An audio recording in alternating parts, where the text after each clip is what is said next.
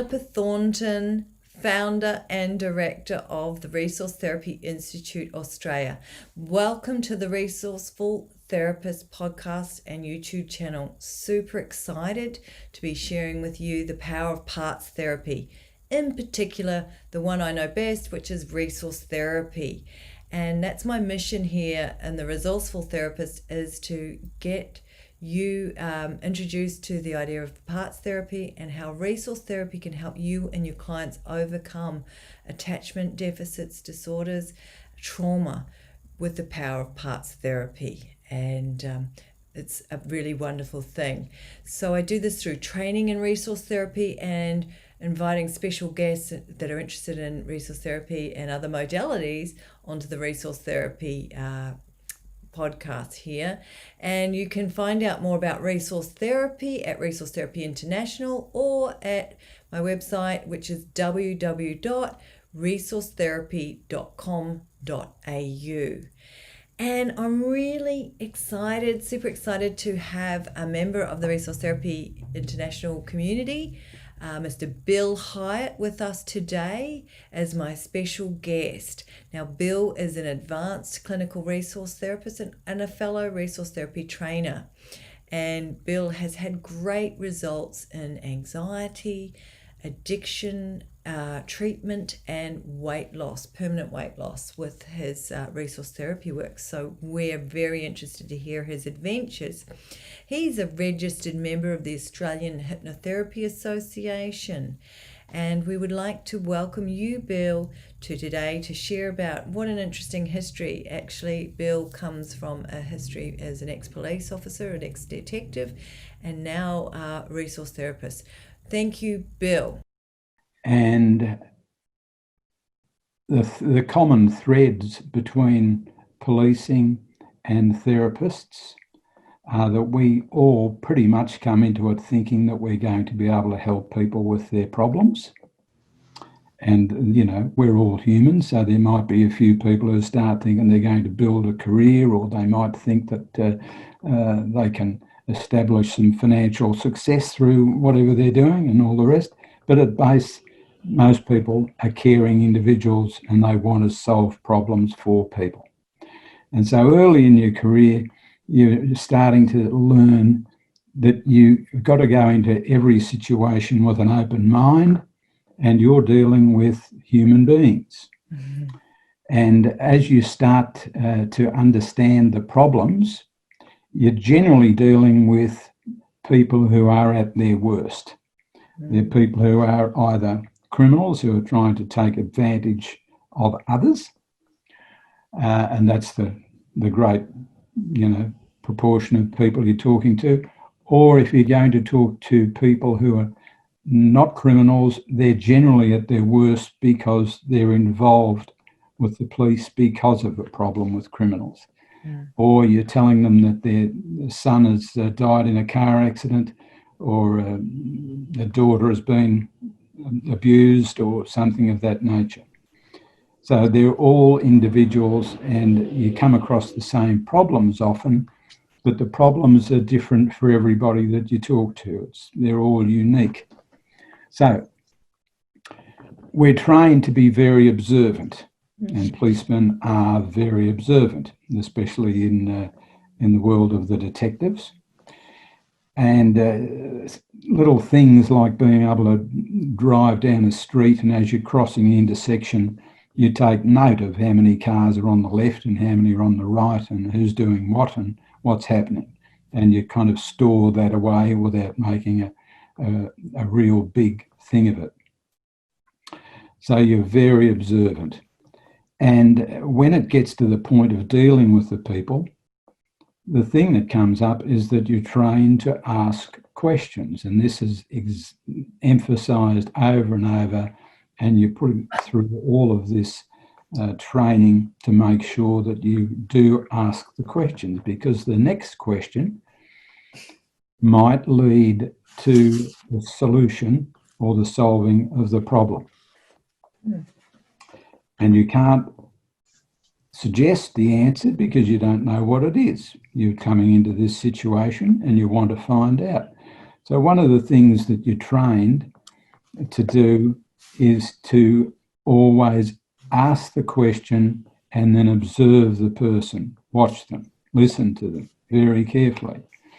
And the point is that the question is not the evidence if this comes to a court case. It's the answer that provides the solution or the connection, not the question. See any similarities between therapy and police work? Definitely. Observe, as Erickson said. And he may as well have been the chief of detectives telling his young people, observe, observe, observe. Ask and listen and watch. So we're told as police that if you don't ask, you won't be told. And we're told in very simple terms, if you don't look, you won't find. You must look. The evidence may be right in front of you, and if you don't look for it, you won't find it. So the similarities are already probably becoming self-evident to all of you. Okay, so in the police force, I worked in the criminal investigation branch, and the areas that I worked in are general offences in areas such as everything known to man. I've been to all of the courts, going from the local court, children's court, family court, up to the High Court and the Supreme Court. And the offences might have involved drugs, or all of the other problems, armed robberies, rapes, murders, hijacking aircraft, etc., etc. And the same basic skills come out in all of them. Look for the connection between the person and the problem and the offenders, and go from there. So in respect to a major part of my work, it was involved with the fraud squad, and I also did a little bit with the homicide squad. So I was involved with everything from the arresting people for being drunk up to murder and very heavy frauds. And you learn a little bit about human nature and how people are different and how people have their self-imposed or learned limitations. And of course, Erickson said that all problems are learned. And I suppose the exceptions that prove the rule would be things like cancer. You're hard-pressed to learn cancer, and you're hard-pressed to learn kidney disease, and there's a few things like that. And then most of our work involves things that they have learned. So when we have somebody come to us as a policeman or as a therapist, we may know the law and we know the practice and we know the theory in respect to that particular problem. But the person who comes in is a human being, and we're all unique. We're all similar, but all unique. And so when we ask a question, we can ask, what is the problem? And we can listen for a while. And if the problem is involved drugs, as a policeman, we may have some pre-programmed thoughts about drugs. And as a therapist, we might have the same thing. But once again, remembering that this is an individual that we're talking to, another question is useful. And that question is, well, you've said the problem is drugs or whatever, but how is that a problem for you? What's the problem about the problem? And we're narrowing it down, and they're becoming focused, and they're, if you like, deepening or becoming more involved and more immersed in the conversation. And perhaps they haven't been asked that before. They thought they knew what the problem was, drugs. But as we know, when people come to us, quite often they think the problem's drugs, or they think the problem's alcohol or medication or gambling or sex addiction or whatever the case may be, but it's actually completely different. And what they think the problem is their solution, what they learned as being a solution to the problem in the first case. Mm-hmm. So Gordon's wonderful training and therapy leads us to ask questions which get back to a recent event where they're confronted with this particular problem and they're in the moment, and right now they're going through what they're experiencing in that moment. And we can see that our clients, if you like, are often on the brink of tears, and they're highly stressed, anxious.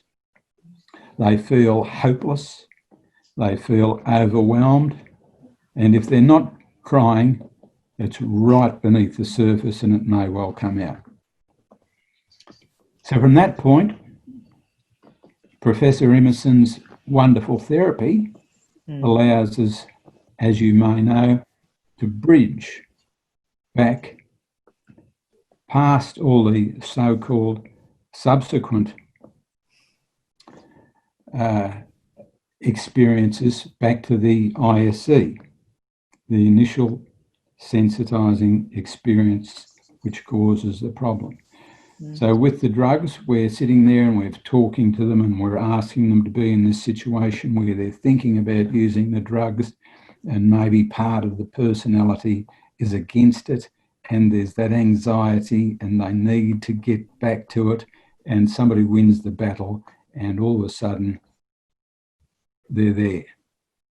And by that I mean we've asked them questions which have led them right back to when they're a very young child, perhaps, and they're missing something. And perhaps it's comfort, perhaps it's peace, perhaps it's hope, perhaps it's love. But somewhere back there, they're missing something and they want it. And this feeling that's in the body of the person as an adult who may have now been using drugs for 20 years or whatever, it comes from that little boy who's perhaps learnt that he can escape by using chocolate or whatever it is that he used to get back to the peace that he wants. So what's missing? Maybe it's the comfort, maybe it's the peace. Brilliant therapy, and the therapy does all the work. It provides the questions and you just follow it and they're there. And as you would know if you've worked as a resource therapist, the eyes often open and the realization comes, hang on, I'm 4 or 5 or 6 or whatever it might be, and I came here for drugs and I'm back to being 6 and I didn't know what drugs were. Exactly. So amazing, isn't it? So amazing. So, you may be familiar, probably are, with the book that says, I think it's titled From Chocolate to Heroin. No, I have to find that one. Who's that by, Bill? I'm not sure the author off the top of my head, but it's an American therapist's book. What's the title? It details the transition where the child is really looking for comfort, and he has found it in chocolate, and then over the years the chocolate changes and it becomes either the drug, the alcohol, or whatever, and it's the same feeling in the body going right through to when they're using the heroin or the alcohol or whatever. And the point, it's really interesting to find that when we get the adult and the adult stops using their drug of choice, stops using the alcohol, the heroin or the ice or whatever the case may be, and they're battling to get away from that, it's really interesting to find out that they start using chocolate again. Right? Well, really? They stopped the chocolate for the heroin. Yeah, they have. Well, you know the saying, replace one addiction with another. They can't get the comfort now from the heroin, So they go back to the child who wants the comfort from something else, and they start using the chocolate in any case. So Gordon has this wonderful therapy, but we're back with a child and we're talking to the child and we're saying, now, you're only a little boy, you're 4 or 5 or 6 or whatever the case may be, and you're involved with all this grown-up stuff. But you shouldn't be involved with grown-up stuff. You're a little child, and all you should be doing is being involved with stuff that little children should be involved with. So what we want you to do is just play and have fun and be available to give love and to accept love. And you can learn new stuff. And I bet you learned a lot. You're only 4 or 5 or whatever, and you learned how to walk, and you learned how to talk, and that's terrific. And you learned how to play and learn all this new stuff, and that's fantastic. You're a really valuable part of this person. And so, by the way, in respect to talking, you learned to talk at a very young age. And tell me, do you know how many languages the person speaks now? And quite often they'll say 1. And you say, really? But you learnt that by the time you were 4 or 5. So you're terrific, aren't you? And that's not to mention you did all this stuff, not to mention potty training and stuff like that. So you're really fantastic. And so we want to give you a feeling that you're very valuable, but we want to take all this adult stuff off you and give it to somebody else. Okay. So in the first place, we want to give you a chance to have some relief. So if you saw a little boy or a little girl and they were crying, what would you do? And the person would normally say that they would bend down and they would give them a hug or a kiss or something like that and tell them that it would be okay. And they feel relieved. And we ask them to really experience this lovely hug. And it's with themselves. It's not with the therapist. It's not with anybody else. It's with themselves. Yeah? And here, I'm an individual. We all are. And so I'm a little bit different from the way I was taught by Gordon. So I give them a lot of time to hug. A lot of time. Because often people will have gone for many years and not experienced the relief and the peace and the comfort of this wonderful hug. Yeah. And I'll ask them to put their arms around themselves and they're hugging the other part of them, which is really caring, and to really enjoy the feeling in the body of the peace and the calmness and the wonderful feeling of this lovely, relieving hug. And I can take 10 minutes with this. They've been suffering for many, many years, and they like this hug. So I want to give them as much chance to enjoy it as they can. Wow, Bill, that's amazing. I'm really pleased you say that because it's great to hear you giving an overview of the empowerment protocol, as I call it.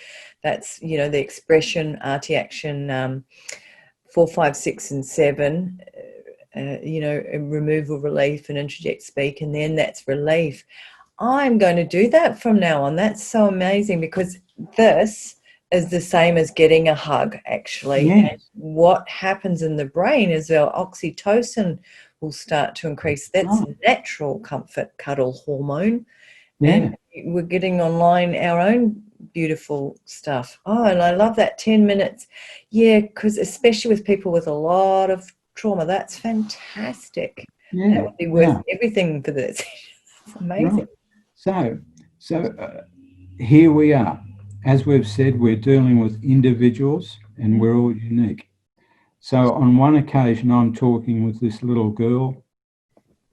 Now, the first thing I should say is that I'm an old man now. And so when I use the term girl, that could be anybody under 70. Okay. So I use the word girl in the context of my own perspective. And I also use the word girl from the point of view that we're talking to the child as well. And the child is the one who wants the hug and the cuddle or whatever. However, so I'm talking to a particular girl who's a client, and she's actually in her 20s or thereabouts. And I've said, what would you do if you saw a little girl who was crying and she was upset and she was very reluctant to say anything? And I'm finding this is more and more common in present days, because people are reluctant to say that they would go up and hug a little girl or a little boy, because that's not politically correct anymore. And it might indicate something that's not quite right. And we've trained ourselves to not do that. And that's a real shame, isn't it?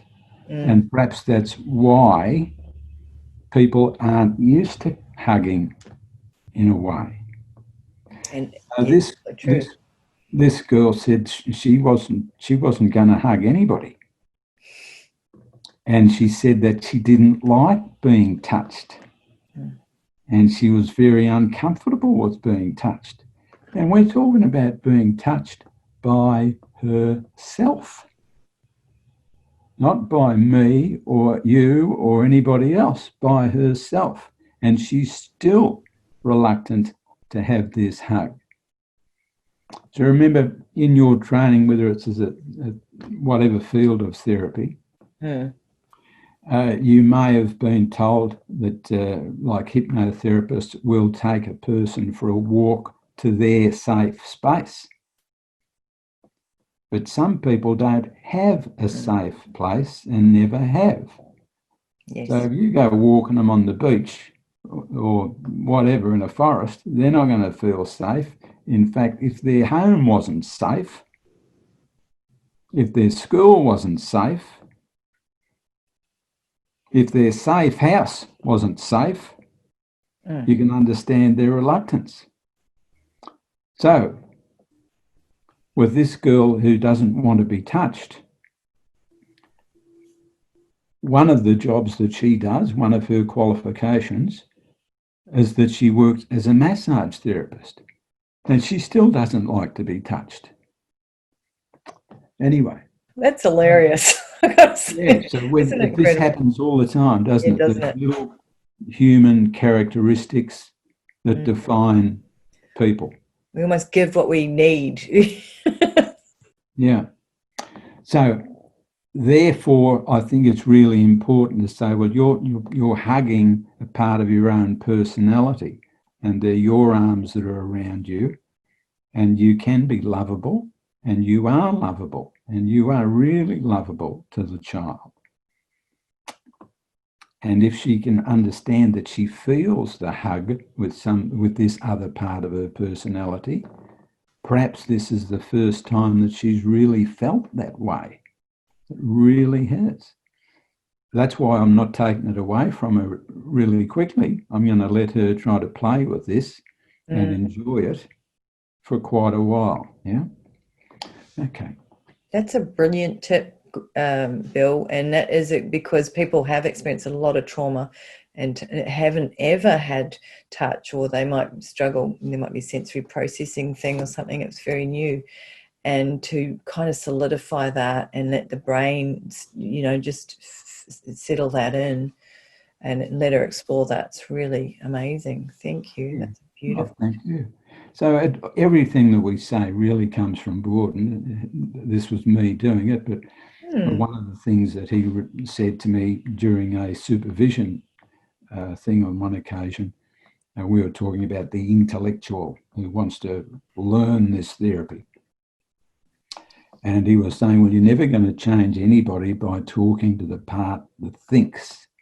You've got to talk to the part that feels. Yeah. And this is why, again, I emphasise this feeling. Let them really enjoy the feeling of the cuddle. And I tell them early on in the piece, I don't really, I don't really want you to, and at the end of this session, I don't want you to think you're cured or you're better. I want you to feel better. And if you feel better, I'm very happy with our progress.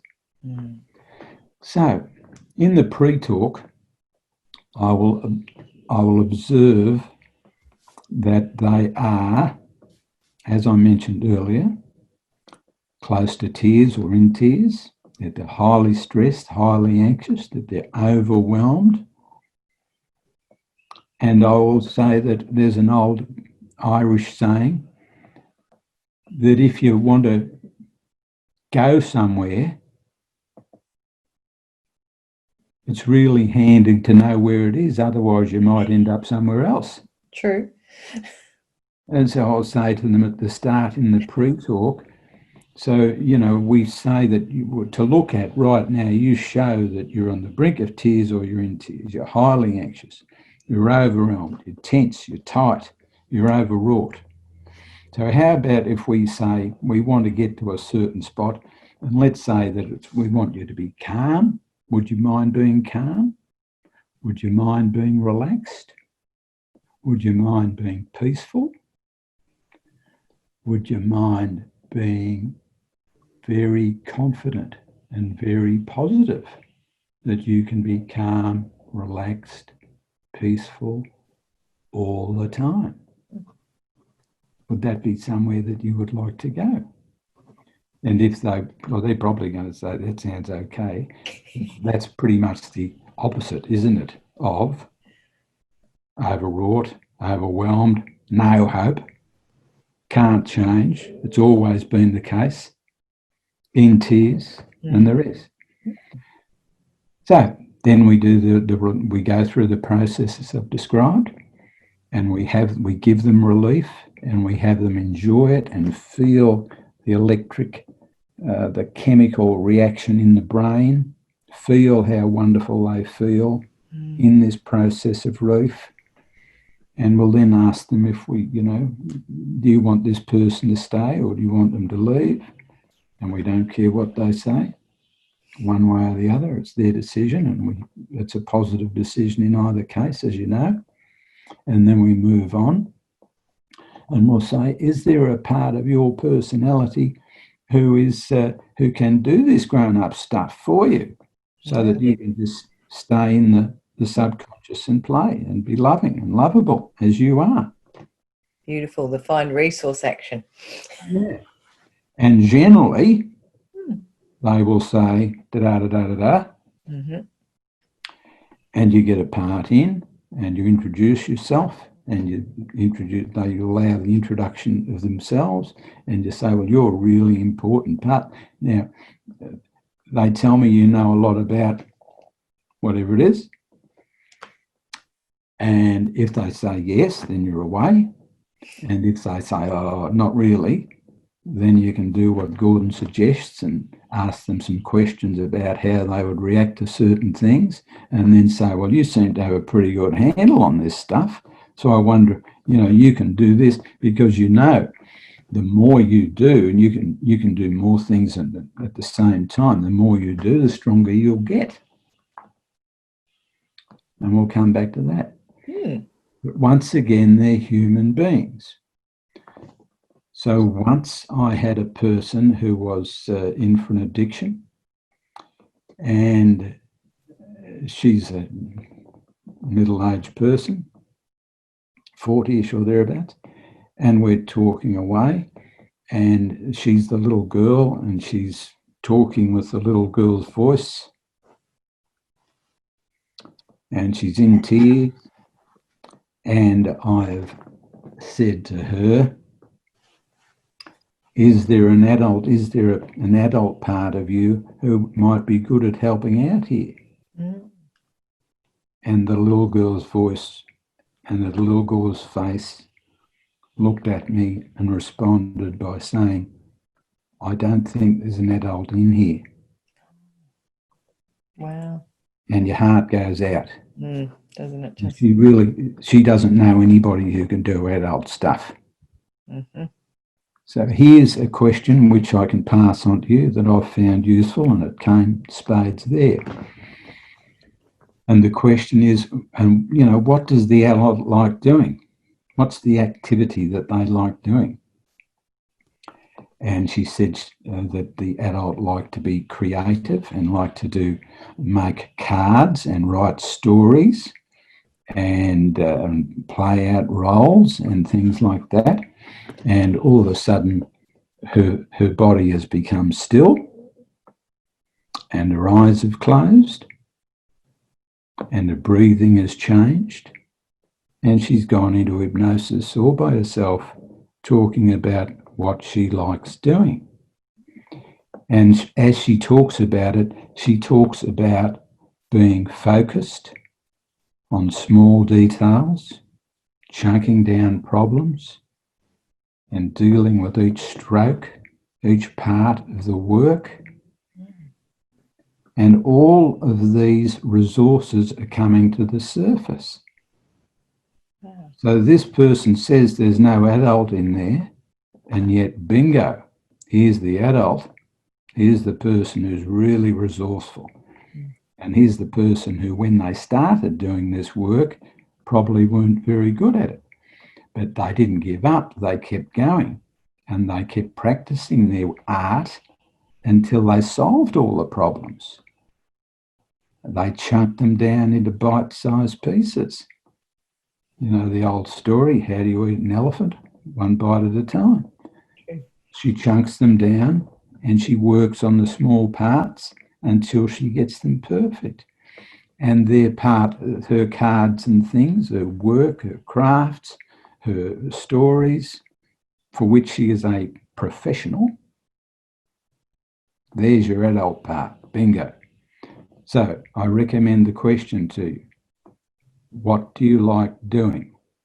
And that will automatically lead to the part which is full of resources and full of skills and talents. And I use those words because when you talk about resources, people often they think, what are you talking about? Mining, coal or something, gold. That's resources. What do you mean I got resources? If you say skills and talents, bingo, you're there. Keep it simple, stupid, as I say. And that's sort of in the find resource action, isn't it? You're saying, then after you've done what we call the vaded state with working and processing the emotional unmet needs of that child. That's right. You now have the green light to find that resource. But, I love what you're saying is, exactly. Find what you like doing. Yeah. And in this case, where this girl didn't think she had a resource, or she didn't think she had an adult, bingo, there it is, alive and well. And and I also say to them that, that I can see that your eyes are closed and your breathing is slowed or deepened, and you're very still in the body, and you appear very calm and very relaxed, and it appears that you might be noticing things in this activity that are really useful in your problem area. So maybe the things that you're saying about are what is missing in the problem area. And this allows them to go even deeper, and they understand, they might see it, they can understand it, they're getting it, and you can progress on from that. Well, that's what I do anyway.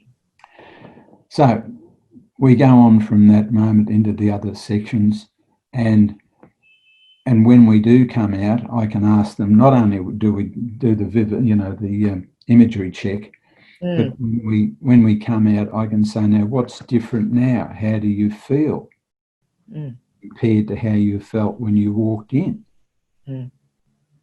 And perhaps they're going to say, well, I feel relaxed and calm, and I'm not only hopeful, but I'm sure that when I do this stuff, I am relaxed. Wow. I am calm. I am positive that I can be like this all the time. It's fantastic, isn't it? The shift that you see from people coming, they're kind of like this in their face, and by the end of it, it's like they've had a massage. The face is so much more relaxed. The skin tone is a beautiful color, and you can just, they're like, they're leaving in it Yeah. completely. And the therapy hour, it's amazing, isn't it? I love that you've got them already too. It's almost like a beautiful way that you have wonderfully sort of the problems they know the answers, they can resolve it using IBS. Yeah, and a sense of that really instilled, Bill. That's right. And so another important point, I suppose, that you may have even noticed that I've missed out on is this business of who's got the power. And I touched on it by saying, do you want this person to leave or do you want them to stay? Mm-hmm. But I can remember one client who was in her 80s, and when we bridge back to the ISC, she's a little girl, and she lives in a house with her mum and dad, and they didn't have electricity, and dad's gone to the pub and got drunk, and he's come home and he's drunk, and he's holding a lantern in one hand and a knife in the other, and he's charging through the house screaming for his wife, telling her he's going to kill her, and she's hiding.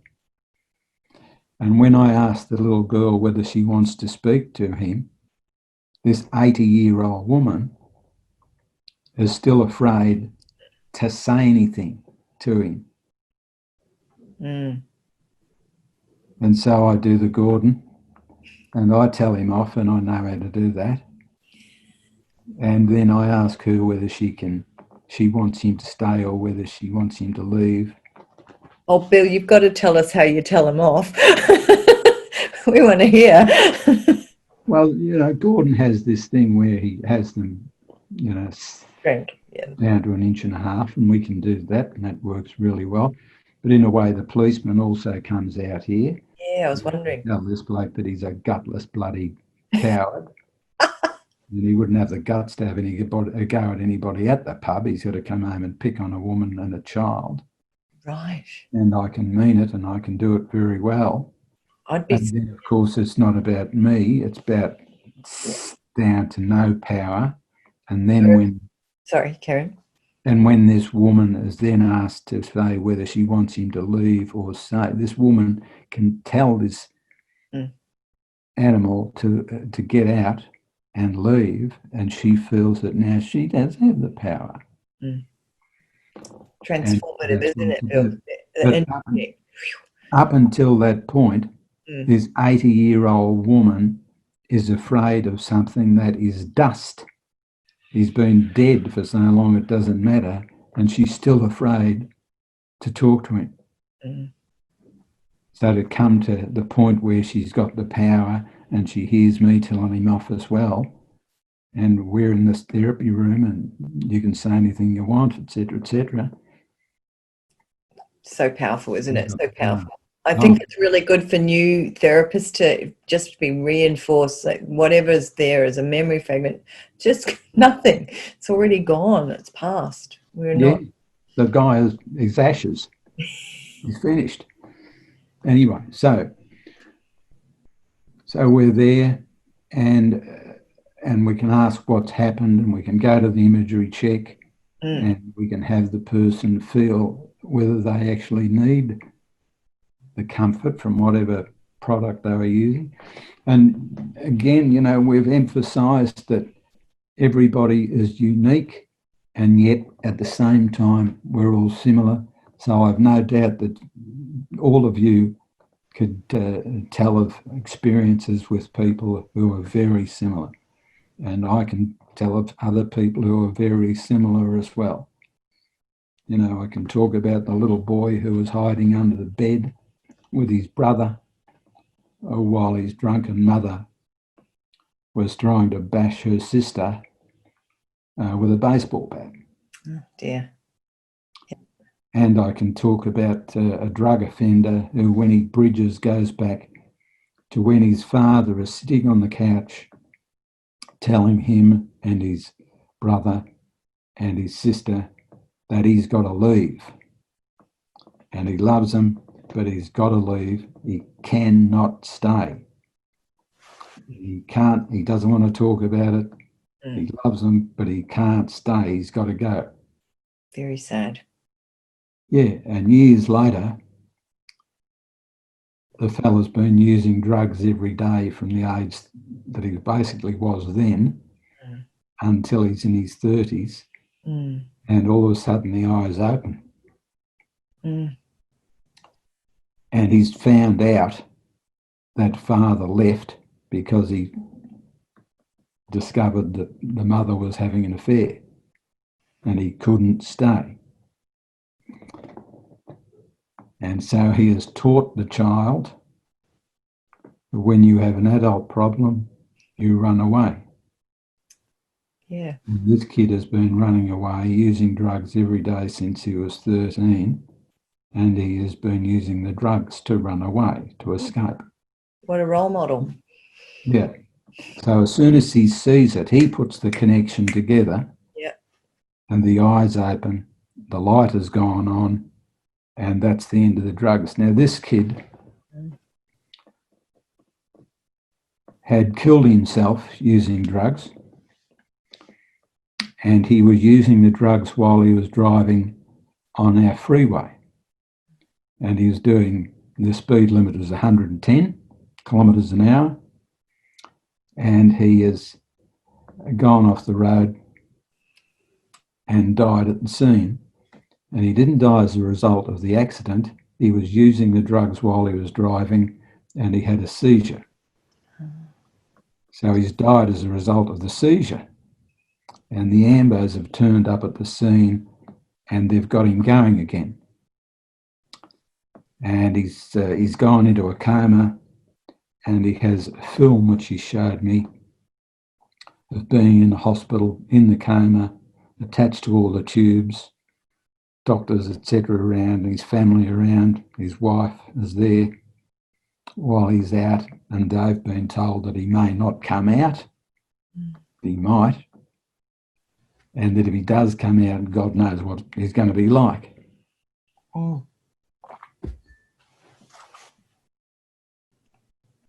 So when he does come out of it, he's surrounded by medical staff,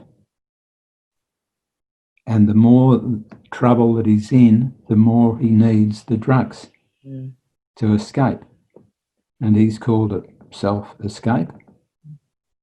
And he's continued to use the drugs. He's got his wife and he's got a little girl. And finally, the wife has said that she has got to leave because the problems are too big and she doesn't want her daughter to see him die.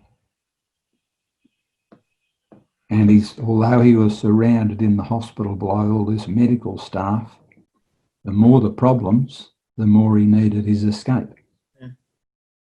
So when we get to do our first session and he realises this situation with the father running away from problems, and he puts the connection together and his eyes open and he realises that he has been using the drugs to do the same thing, to escape.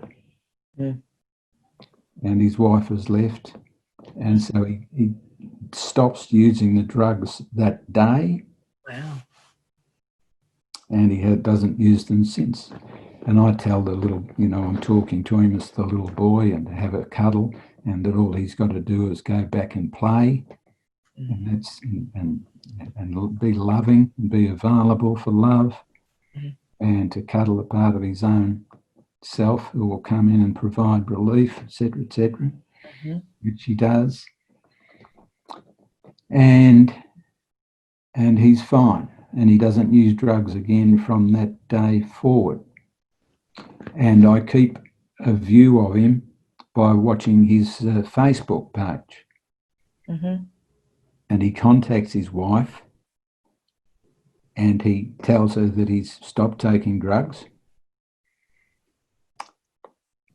And then he had a job and he goes to work, but what he had was a long weekend, and I saw him on the Friday night. Yep. So he's got the Saturday off, and he thinks that, well, he's got to get through the Saturday without the drugs.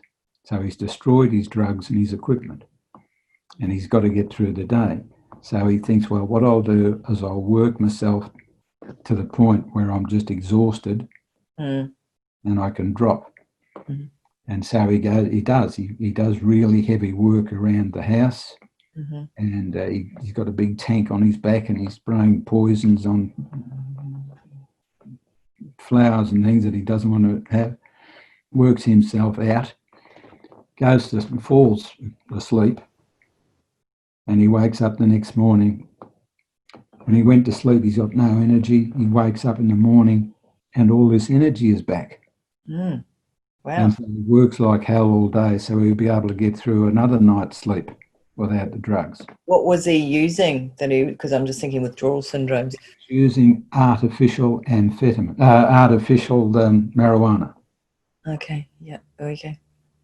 So he gets up the next morning, and he works all day again to get exhausted, so that he just goes to sleep without the drugs. And he wakes up in the morning, and all this energy's back again. Yeah. And he's never had any energy, and all of a sudden it's all over the place. So he does it again. It's a long weekend, and he goes flat out again, and he exhausts himself and falls asleep, and he wakes up, and all this energy's back. Wow. Where's this coming from? So by now, the 3 days have gone by, and he's back at work. So he goes to work, and he's determined to burn all this energy off so that he can sleep. So he runs around doing all this work flat out. And usually he'd walk through the day. But he's done around, and he cleans up all of his work, and he's helping other people with work and all the rest. And subsequently, the day finishes, and he's tired, and he sleeps again. So he's got through 4 days. But he still wakes up, and he's got this bloody energy's back again. So he's got to burn it off. So he goes to work again and runs around like a madman, doing all this work, burning off the energy, etc., so he can sleep.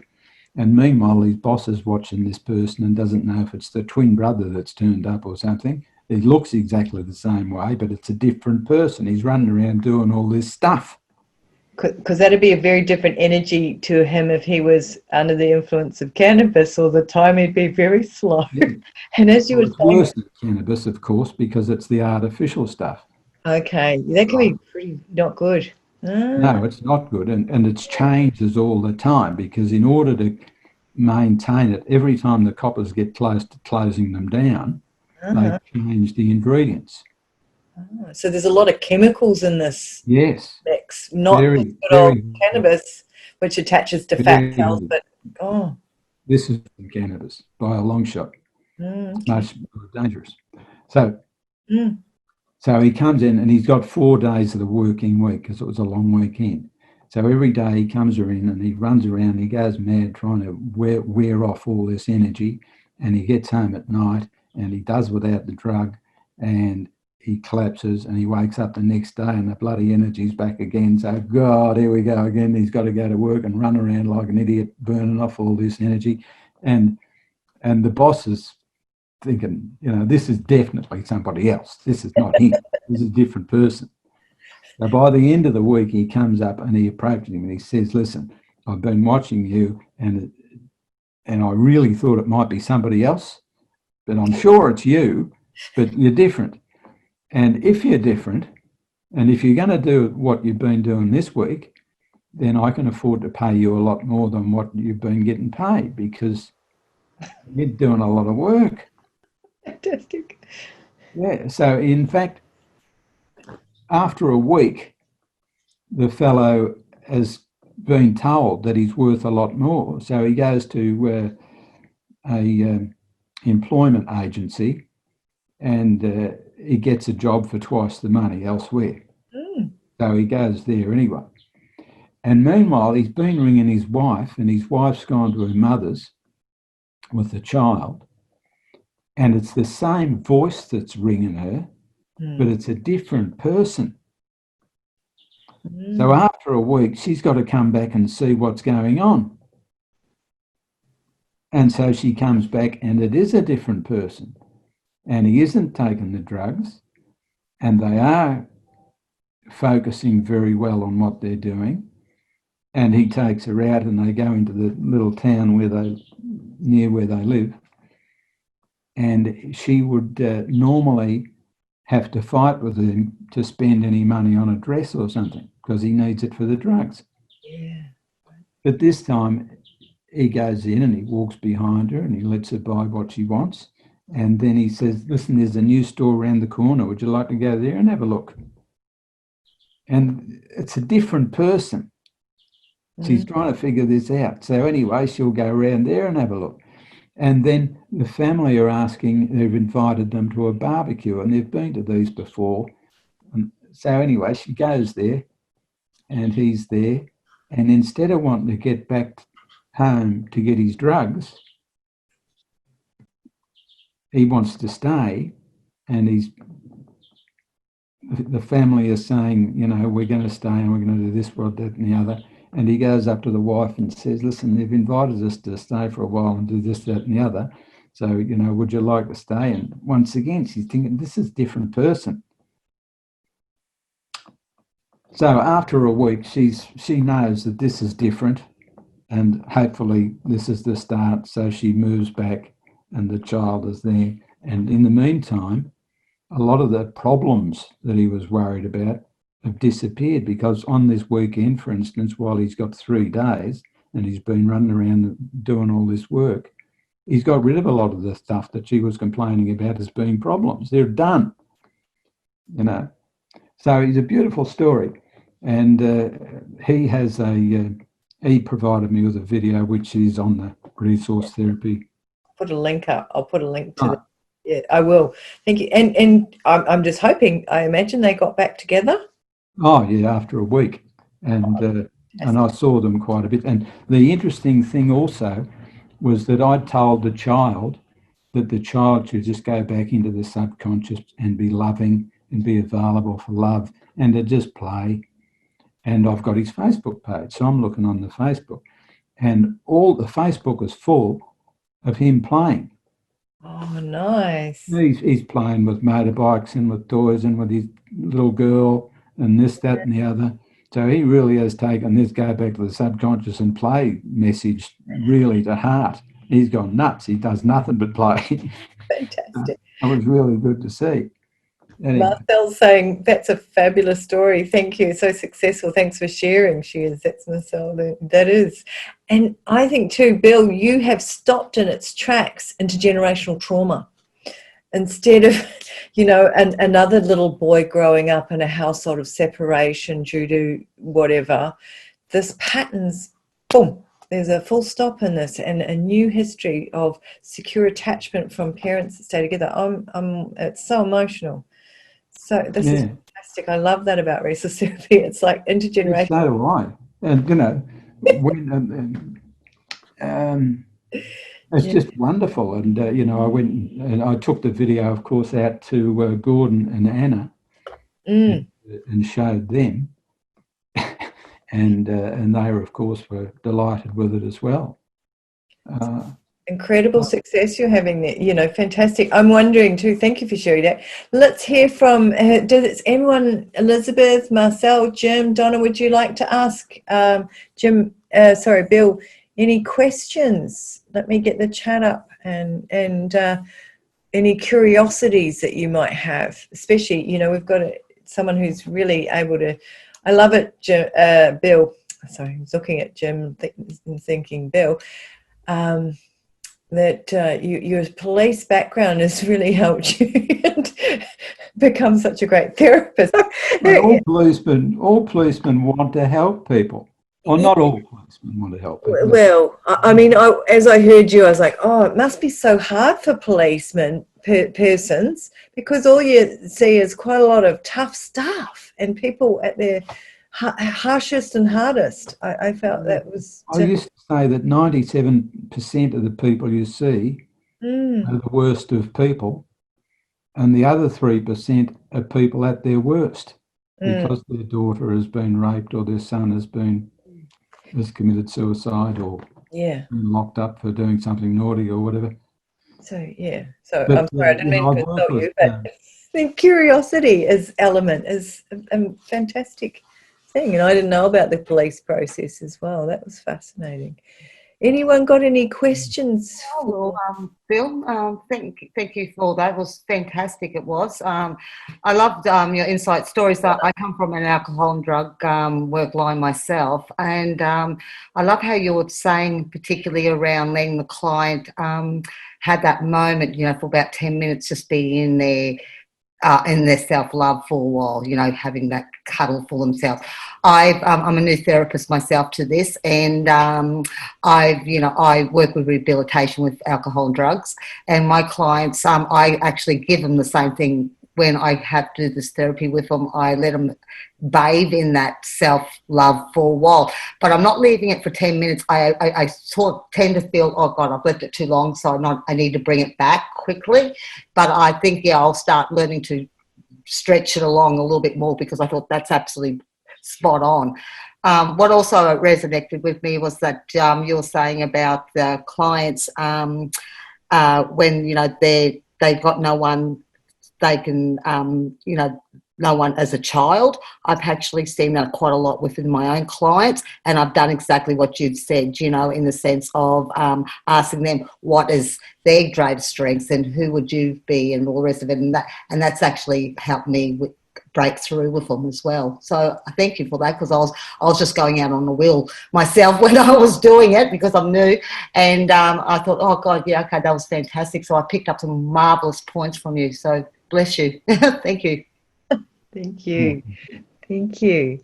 And Marcel, you had a question here. Do you want to unmute yourself? Thanks, Donna. That was lovely to hear from you. Thank you.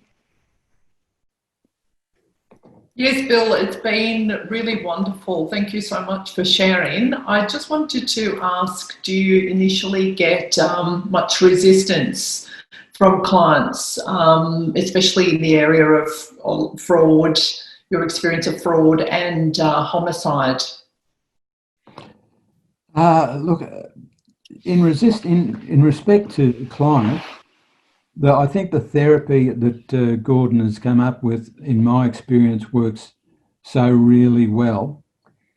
And so I've got to say that all of my, if you like, success really comes from his wonderful therapy. As far as the police part of it, it's been a long time since I've worked as a policeman, but I always had the belief that there are parts to the person, you're dealing with a person really, and so the part that wants to hide from the police, and there's another part that's got away with stuff and wants to talk about it. And so if you want to talk to the part who wants to talk about it, and perhaps flatter them a little bit and say that's really smart and get them to come out, then they will start talking.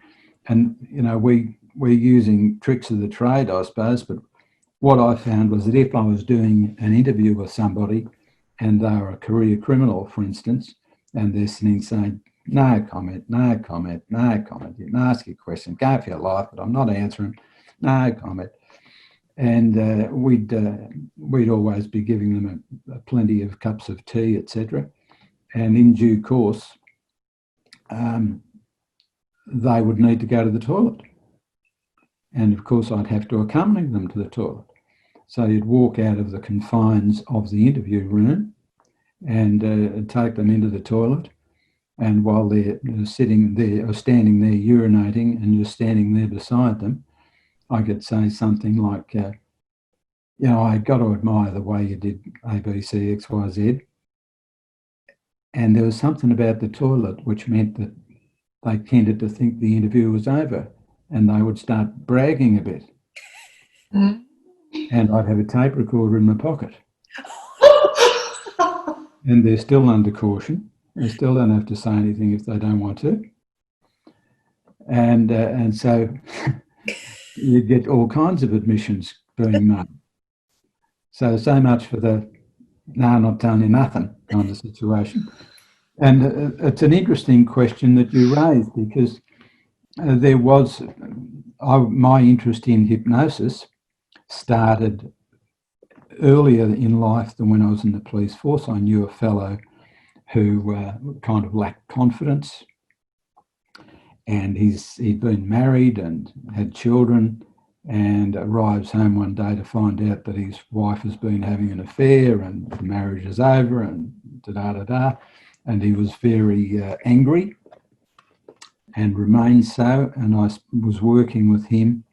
And at the time, which is a long time ago, because I'm 68 now, so this was I'm in my early 20s, or no, I was younger than 20, I was in my teens. And we were working together, and it was illegal to be trained in hypnotherapy or hypnosis in Victoria at the time, and in Australia generally.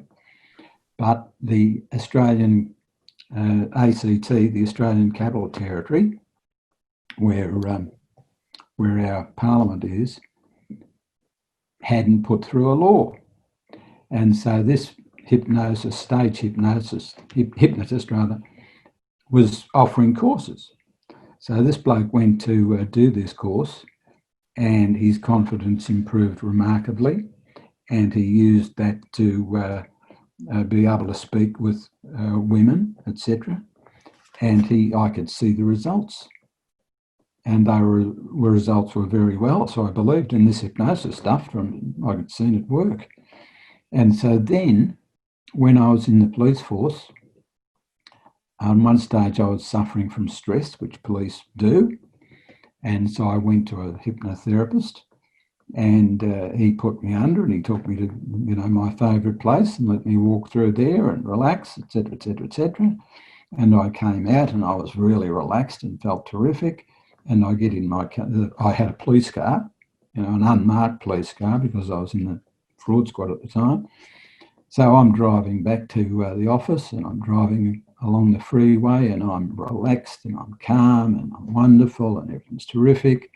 And cars are honking at me, and I don't care because I'm relaxed. If you guys are stressed, that's your problem, but I'm relaxed. And then I look down at the speedometer, and I'm doing 40 kilometres an hour on a freeway. And the hypnotherapist hasn't brought me out. I'm still floating. Anyway, so I know it works. And then I saw a video it was a documentary, and it was made about a cold case in America. And the circumstances were that it was a professional hit, a murder, broad daylight in front of witnesses, but the shock of everything happening was such that nobody remembered nothing. And so the police do the investigation, and no one remembers anything. It was just bang, bang, bang, and it's over, and God, I don't know what happened. No one saw anything. And so it was written off unsolved. And then years later, the modern concept of cold cases come in, cold case investigations. So this new lot of police were given the job of investigating a murder that had initially had no results, and they may not have even been police when the murder happened. So they re-interviewed all of the witnesses that had been initially interviewed, but they did so with a hypnotherapist. And this hypnotherapist does the interviews. And under hypnosis, one of the witnesses details what he saw. And it's like resource therapy, because he's reliving it. And so he remembers seeing the description of the car, the colour of the car, the make of the car, the description of the driver, and he remembers the registration number.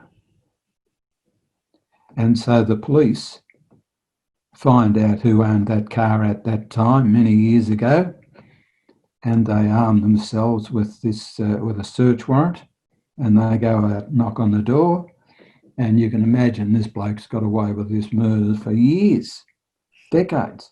And the next thing, there's knock, knock, knock on the door, and the coppers are here. and they take him down to the police station and they say they want to interview him about this murder. And he's, what's in his mind? He's thinking somebody's dropped me in, somebody's dobbed me in. In any case, what happens is that he can't remember who would know, who could have done this. But anyway, he denies it all, but they know what car he was in. They know where he was. So he's been dobbed in, nothing surer. So he confesses. And I thought, how about that? That's pretty spectacular. And now, just recently, I've noticed that this hypnotherapist, who's an American, has now retired, and he was a policeman, and he used his hypnotherapy in his police work. Very well. And he is now, available on the Australian scene. And isn't that incredible? Totally. So he really does take people back. Now, they couldn't have used his work in court at the time because it was inadmissible. But what happened with this particular bloke is that he would do the interviews, he'd find out the information, he'd give the information to his detectives, and they would go out and do the interview. Bingo. That'd provide the collaboration, and they'd be able to tie the pieces up together with all that information. Yeah. They would say, da-da-da-da-da, and the bloke rings the bell, somebody's informed on me, I'm dead. So this guy subsequently, as a policeman, became known to people for doing this, and subsequently he ended up in court himself talking about what he did, and he's cross-examined by defence counsel, and they've put it to him that you've used hypnotic language in these interviews and you've suggested the answers. And he said, no, I haven't. I did not suggest the answers. I've asked the questions, as Gordon would, as any of us would, and he's leaving the answer up to the person who's in hypnosis. And they've provided the answer. And they've said, well, you've used this hypnotic language, though. And he said, well, no more than you have to me here in court. And the fellow thought he better shut up at this point, the counsel that's arguing against him. So he became very well known for using hypnosis in court cases once he'd retired. Mm. Yeah. That's fascinating, Phil. It's fascinating, isn't it? It Yeah, is. very interesting. Well, We could be hours. So delightful listening to your stories, and I loved just hearing your experiences and adventures in resource therapy, how you put it so elegantly, and we've definitely taken some things away here today, haven't we? I think I'm definitely going to spend longer in the relief section, at least. Yeah, that's so important, and maybe I've probably brushed over that. And as a trainer, and I know there are trainers on this call, I'm going to be taking this with me, so it's wonderful. Thank you. Does there anyone have any question before I might wrap up? I've got to go and cook dinner. But it's been fantastic. Any questions or anything before we? Not so much a question, but I just want to say it was really brilliant to hear you speaking, and to hear that kind of delicacy and that kind of no rush, no push, but kind of with great finesse. It's really good to hear it, because it's kind of like a model and a kind of a template, and you can kind of think, oh yeah, when you're doing it really good, this is what you're doing. And that kind of the jargony word that came to my mind as well is there's a kind of cross between that. So what they talk about, like phenomenology, that's just that gentle questioning. And I always keep pushing to people Columbo, because I always think Columbo is the great exemplar of just being curious with no push for a kind of a right answer, and I always like his kind of technique of kind of walking out the door and coming back and going, and I think you really kind of modeled that kind of way, and just being gentle with somebody, you know, that, you know, like I kind of I should try hard to think of the word. It really is just a privilege to hear, you know. It was kind of like therapy, you know. You're kind of thinking, oh yeah, that's what therapists do. Jim, yes, I was, wasn't it? I love it.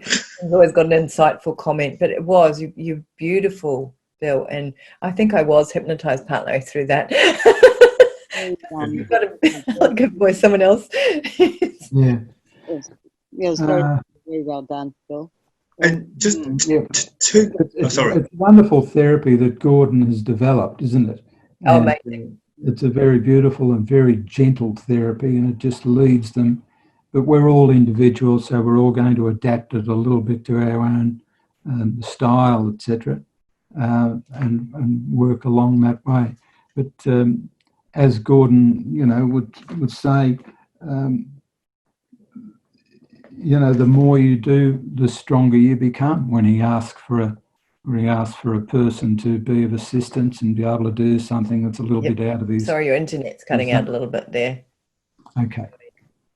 I just wanted to say two other things that really struck me. One was that kind of thing which I need to go away and work a bit on. It's like, it's kind of so much of everything is introject, isn't it? It's like if people, you know, like a lot of resistance that we're kind of encountering or putting up is because we have an introject, you know, because we can let go of all the stories. They are just all stories.